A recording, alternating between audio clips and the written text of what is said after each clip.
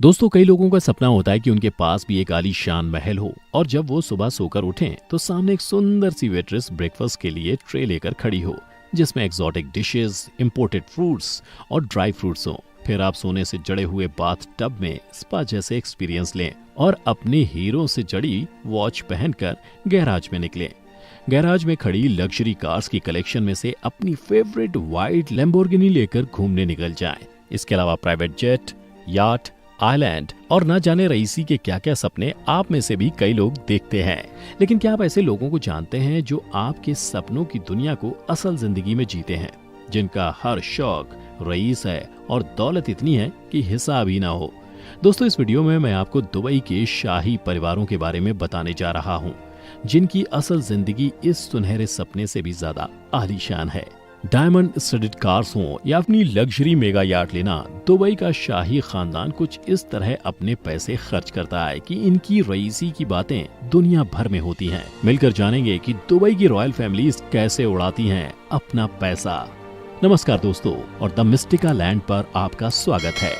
दोस्तों, दुबई का रईस खानदान दुनिया के सबसे अमीर परिवारों में से एक है।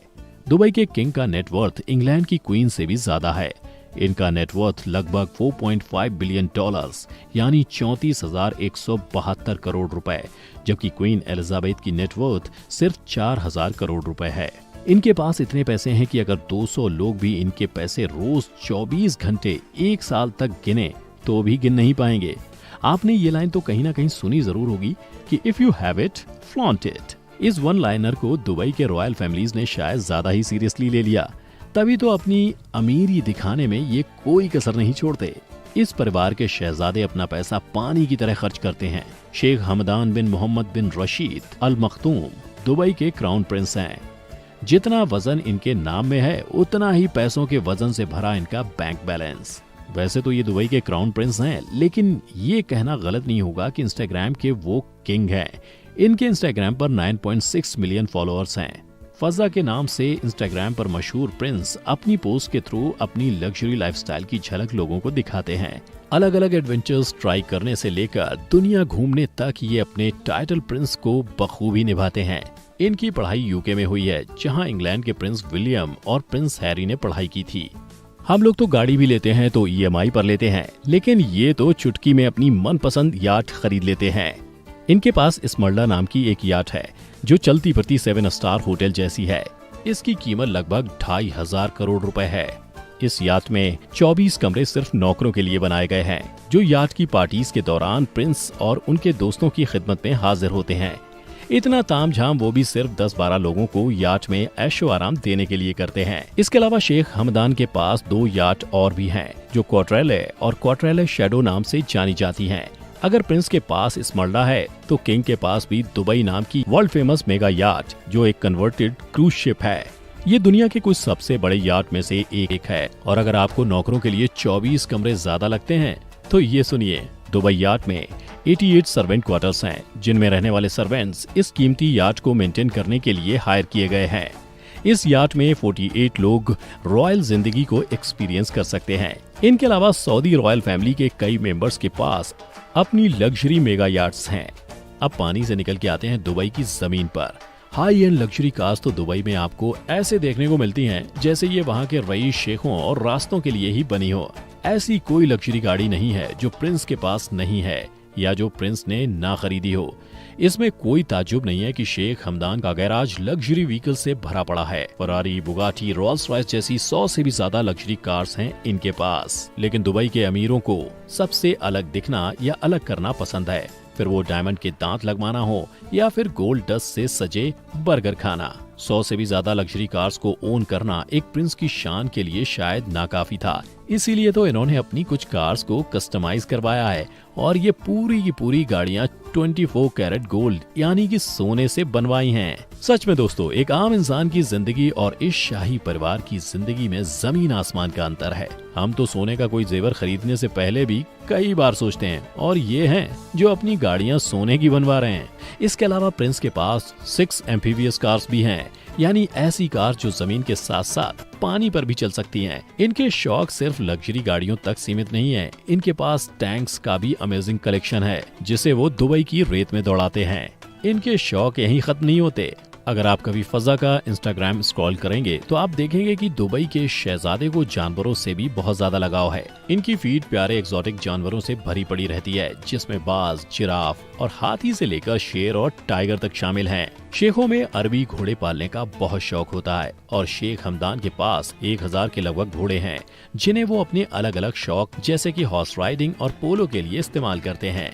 यही नहीं, इनके पास 120 से भी ज्यादा ऊंट हैं। आपको जानकर हैरानी होगी कि शेख हमदान को एक बार एक ऊंटनी इतनी पसंद आई कि शेख ने उस ऊंटनी को उसकी कीमत से हजारों गुना ज्यादा पैसा देकर खरीद लिया। उस ऊंटनी की कीमत के रूप में शेख ने पूरे 40 करोड़ रुपए दिए थे।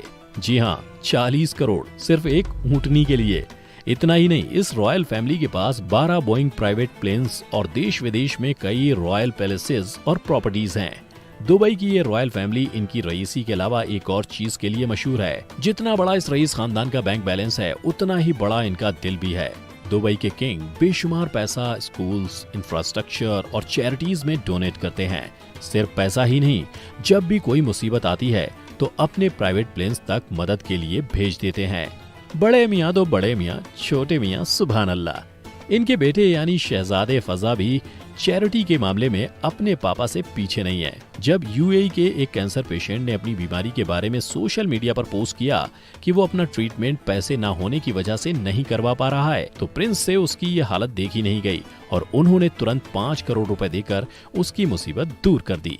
ये परिवार सिर्फ अपने पैसों से लोगों की मदद नहीं करता, बल्कि चैरिटेबल इवेंट्स में अपना प्रेजेंस देकर, जरूरतमंदों से मिलकर, उनका दुख दर्द सुनकर उन्हें हौसला भी देता है। क्राउन प्रिंस को जब भी मौका मिलता है, वो कुछ ना कुछ एक्टिविटी करते ही नजर आते हैं, चाहे वो स्पोर्ट्स के जरिए यूथ को इंस्पायर करना हो या फिर चाहे बेसहारों का सहारा बनना। अमीर होने के साथ साथ ये एक अच्छे इंसान भी हैं और ये बात उन्हें दुनिया भर में दुबई का एक अच्छा एम्बेसडर बनाती है।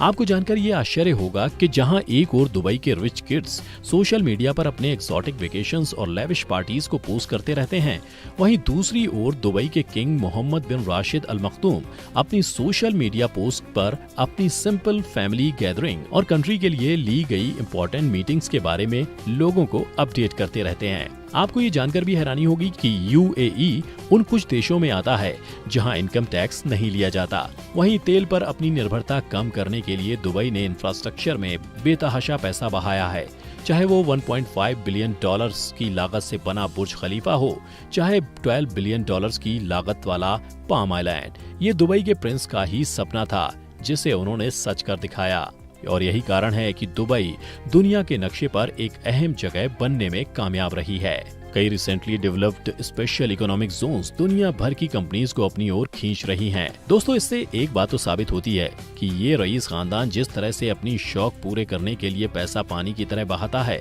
उसी तरह ये पैसा अपने देश और उसके लोगों के लिए भी खर्च करता है और शायद इसीलिए इन्हें अपने लोगों से इतना सम्मान और प्यार मिलता है।